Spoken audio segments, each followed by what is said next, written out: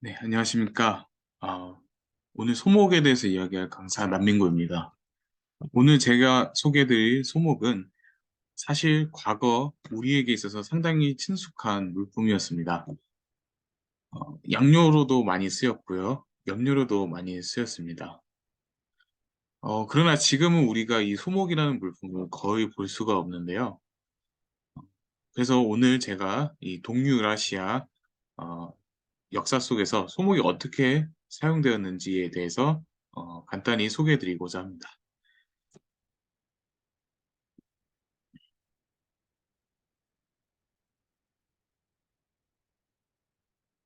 네, 먼저 보여드릴 이 지도는 유라시아 대륙을 표현한 것입니다. 아, 이 지구본 모양의 이 지도에서도 보시면 아시겠지만 유라시아 대륙은 어떻게 보면 이 지구상에서 가장 큰 부분을 차지하는 대륙 중 하나입니다. 사실 기존의 분류법으로는 유라시아라는 것보다는 유럽과 아시아를 따로 분류했었던 것이 가장 일반적인데요. 어, 그러나 우리가 살고 있는 지금 어, 우리가 지금 누리고 있는 이 문명의 역사를 더듬어 보면은 대체로 유럽과 아시아 지역 일대에서 그 근원이 많이 발견됩니다. 그 중에서도 이제 동유라시아라는 공간은 그 유라시아의 동쪽 부분에 해당하는 공간입니다. 그래서 우리가 흔히 이제 동아시아라고도 많이 이야기하고 한국, 중국, 일본을 보통 통틀어서 이야기를 하지만 어, 그 이에도 러시아라든가 뭐 혹은 뭐 필리핀이라든가 혹은 동남아 지역의 여러 국가들까지 포함하는 경우도 있습니다. 동아시아하고는 조금 다른 개념이죠. 그래서 이들은 서로 가깝게 이제 위치했기 때문에 음, 예전부터 서로 많은 왕래가 있었지만 반드시 친했던 것은 아니고 서로 이렇게 충돌도 많이 있었고 서로 이렇게 경쟁도 많이 했었죠. 그거는 우리가 모두 다 알고 있는 사실이죠. 그래서 예전부터 아주 옛날부터 이 지역에 동유라시아의 상호작용들이 다양하게 이루어져 왔었다는 것은 우리가 역사를 통해서 많이 확인해 왔습니다. 자, 우리가 사용하는 물품은 모두 다 역사가 있습니다. 그래서 연필도 역사가 있고 지우개도 역사가 있죠. 연필이 이 우주와 함께 나타난 것이 아니라 어느 순간 인류에 의해서 개발된 것이 거죠. 그렇기 때문에 역사가 있을 수밖에 없습니다. 어, 그렇다면 이 물품이란 것이 과연 우리에게 어떤 의미가 있는가? 사실 우리는 물품에 대해서 그렇게 큰 의미를 부여하는 것 같지는 않습니다. 그래서 흔히 이제 그런 어떤 물품의 사소함에 대해서 우리가 주목을 못하면서 살고 있는데요. 그렇기 때문에 이런 어떤 물품의 역사를 다룬다는 것은 조금은 일상적인 어떤 그런 사소함을 다루는 것으로 볼 수도 있습니다. 그러나 그 역사는 결코 사소하지가 않습니다. 자, 오늘 다루게 될 소목은 원래 염료로서 많이 쓰였던 물품입니다. 염료라는 것은 우리가 옷에 물을 들이는지 할 때 쓰는 것이죠. 혹은 이렇게 음식물에 첨가하는 것도 염료의 일종이라고 할 수 있는데요. 근데 요즘 우리가 이렇게 붉은색 염료를 아주 자주 흔히 보죠. 그래서 딸기맛 우유에도 염료가 포함되고 이런 어떤 지금 보시는 바와 같이 게맛살에도 염료가 포함됩니다. 자, 근데 이런 염료, 빨간 염료는 사실 소목이 아니라 연지벌레라는 것을 사용해서 이제 이렇게 빨간색 염료를 내고 있습니다. 혹은 이런 코치닐이라는 것도 사용하고 있는데요. 모두 다 곤충이죠. 네, 그래서 연지벌레는 빨간색 중에서 크림슨 색깔, 코치닐은 버밀리온 색깔을 낼 때 쓰는 원료입니다. 아, 근데 이런 것들은 사실 최근에서야 이제 개발이 되었는데요. 어, 이러한 것들이 이제 대량 생산하는 것 역시 이제 근현대 시기부터라고 할 수 있습니다. 자, 그렇다면 옛날에는 어떤 염료들을 사용했을까요? 자, 그랬을 때 소목이라는 것이 가장 흔하게 사용된 붉은색 염료 소재였습니다. 자, 소목이란 것은 줄기에 가시가 돋아나는 그런 어떤 나무인데요. 그래서 다 자라면 5 내지 9m 정도 된다고 합니다. 그래서 꽃은 5월 내지 6 월이면은 노란색을 피고 9, 10월이면 열매가 생긴다고 합니다. 그래서 줄기 신부분은 적황색이고 뿌리는 노란색을 띠고 있습니다. 그래서 소목은 이렇게 생겼습니다. 그래서 다들 이런 것을 잘 우리 한국에서는 흔히 볼 수가 없는 것이죠. 그래서 소목은 사실은 한국이 원산지는 아니고요. 동남아 지역에서 많이 나는 물품입니다. 자, 그래서 요렇게 그 소목을 자르게 되면은 가운데 신 부분이 이렇게 시뻘겋게 물이 들어 있는 것처럼 이렇게 붉은색을 띠고 있다는 것을 알 수 있는데요. 그렇기 때문에 이 소목을 가지고서 붉은색 내지는 황색의 어떤 염료를 뽑아내서 사용한 것입니다. 자, 소목을 통해서 우리가 살펴볼 수 있는 교류의 역사라는 것은 어떤 것이 있는가? 자, 소목이란 어떤 물품이었고 어디에서 생산되었고 누구에 의해서 전파되었고 어떤 용도로 사용되었는가? 자, 어디에서 왔는가는 제가 방금 말씀드렸듯이 동아시아 지역에서 거의 생산되지 않고 주로 이제 열대기후에서 많이 자라나는 식물이라고 말씀드렸죠. 그래서 인도 남부나 동남아시아가 주 원산지이고 중국 남부나 베트남 북부 접경 지역까지도 재배된다고 합니다. 그래서 우리에게 잘 알려진 한의학 저서인 본초 강목에 의하면은 소목은 소방국이라는 나라에서 이제 생산되었다고 해서 소방목이라고 불렀는데 그거를 줄여서 소목이라고 했다고 합니다.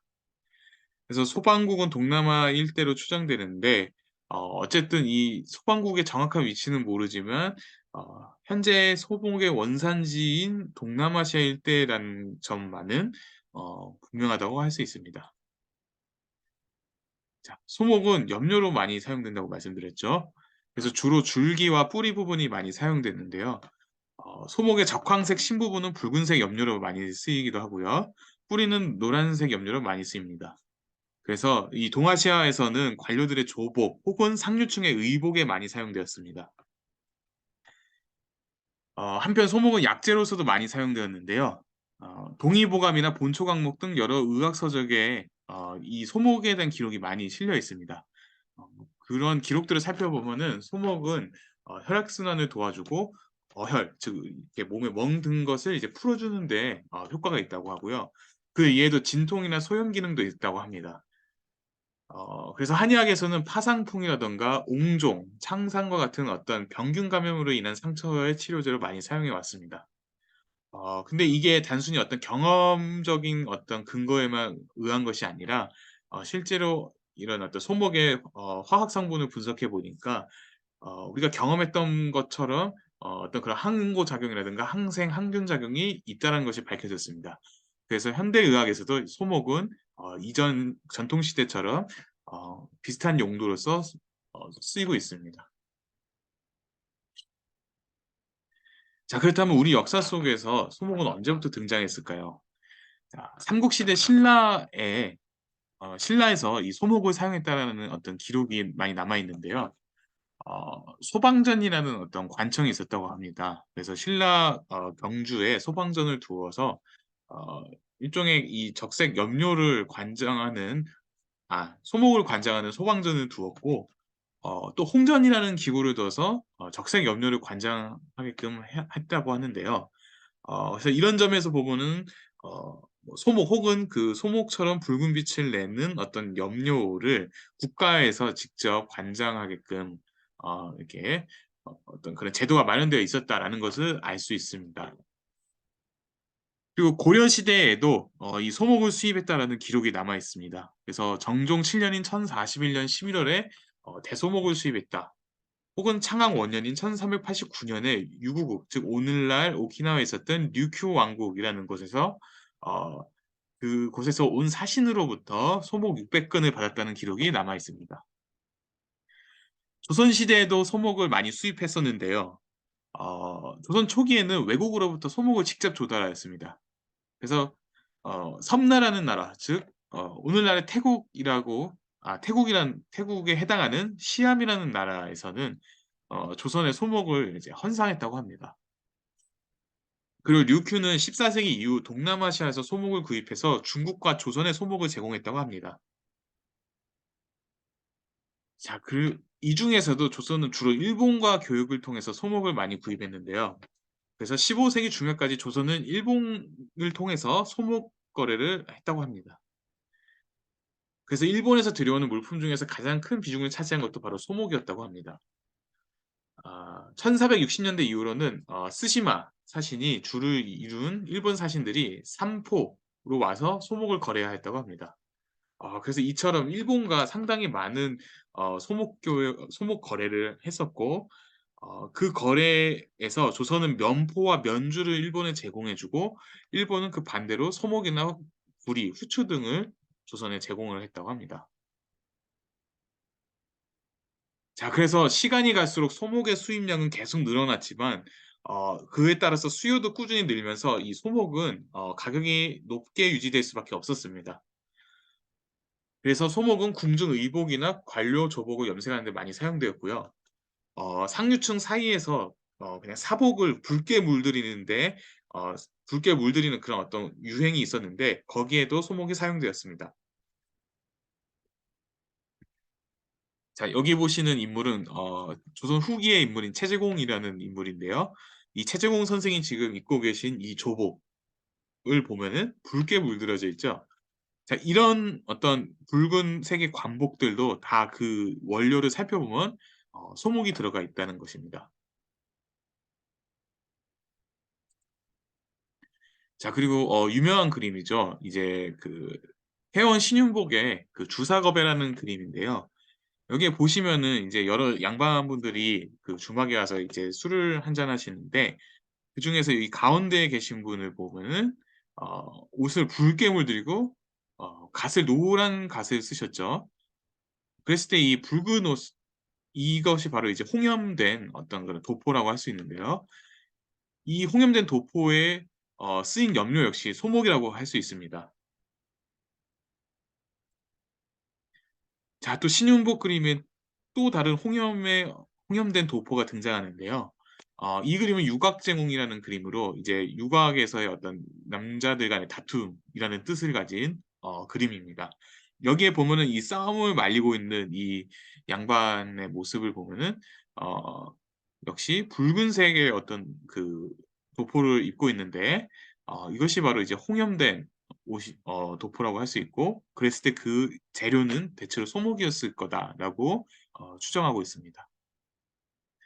자, 역시 야금 모형이라는 그림에도 붉은색 도포를 입은 이제 양반이 등장하시죠. 자, 남성뿐만 아니라 그 여성분도 이제 붉은 치마를 입었다라고 이 신윤복 그림을 통해서 확인할 수 있는데요. 그랬을 때 이 붉은 치마 역시 어, 그 소목을 통해서 염색을 한 것으로 보입니다. 네, 쌍검대모에 나오는 이 아마 기녀일 텐데요. 진짜 실제 어떤 검을 가지고 싸우는 장면은 아니고 일종의 어, 지금 춤을 추고 있는 모습인데요.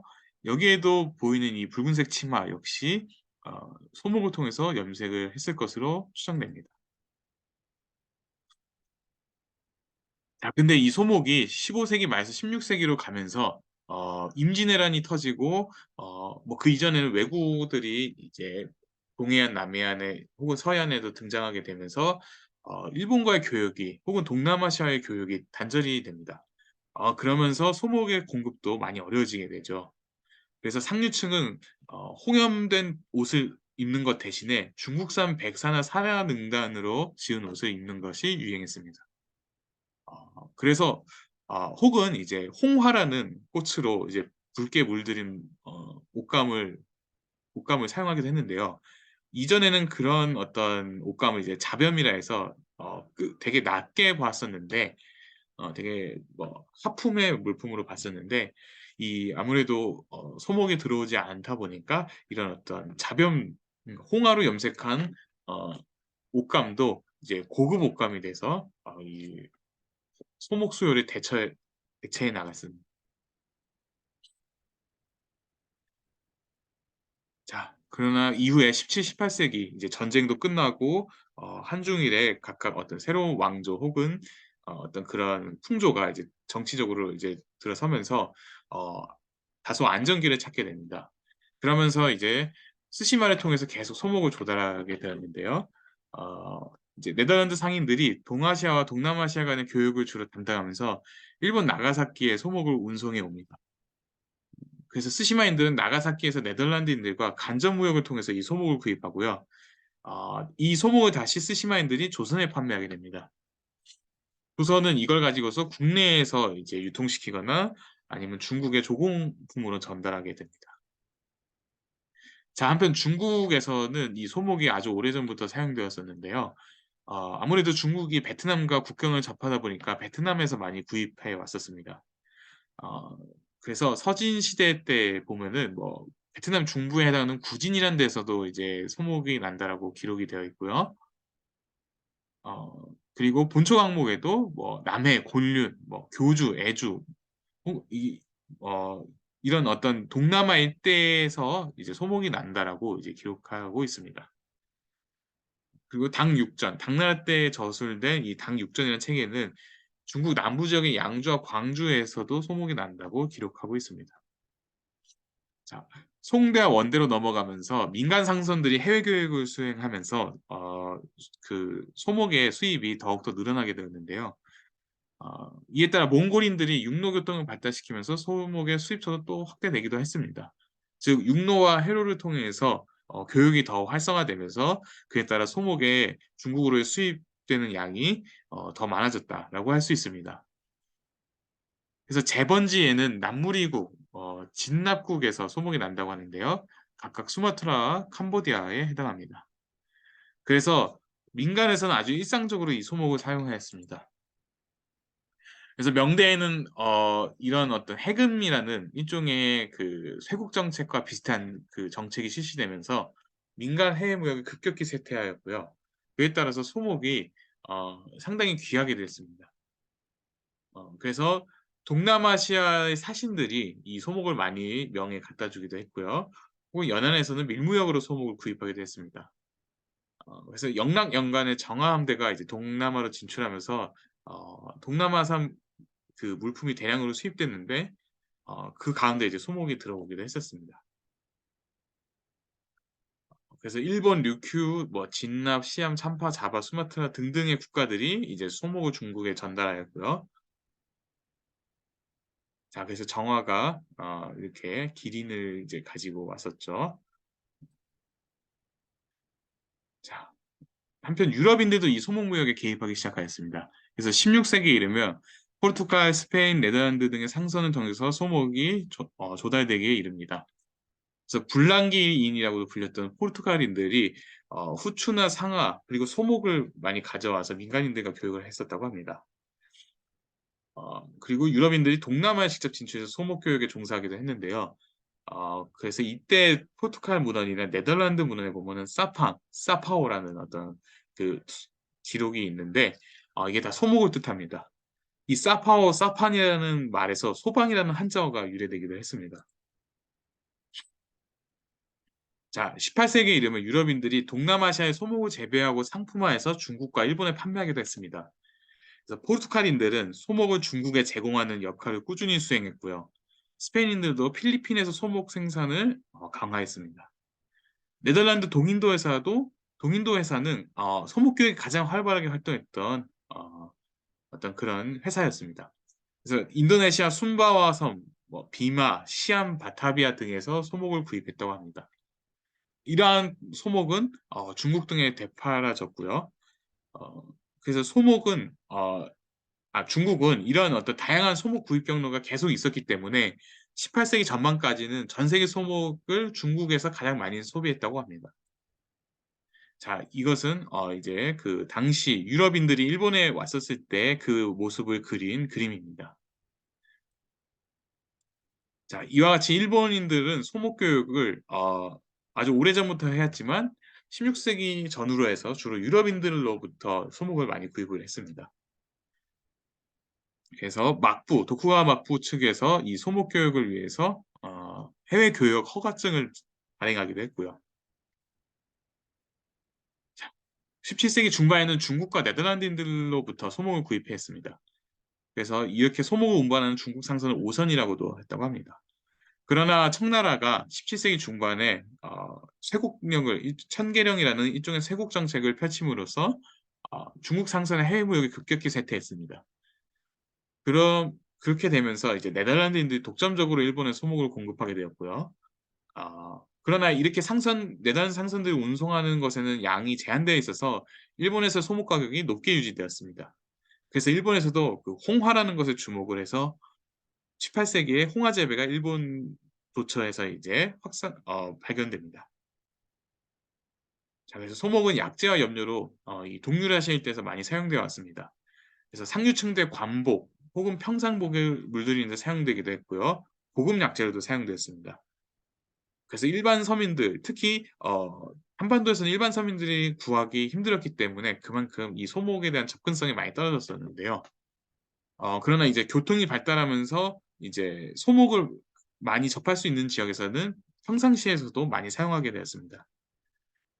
그러나 이제 근대 이후로는 화학 약재와 염료가 발달하면서 소목의 중요성이 크게 떨어졌습니다. 자, 그래서 오늘 이 소목에 대해서 강의를 마치도록 하겠습니다. 어떻게 오늘 이 소목 강의를 통해서 많은 것을 얻어가셨으면 좋겠습니다. 네, 그럼 또 다음에 뵙겠습니다. 감사합니다.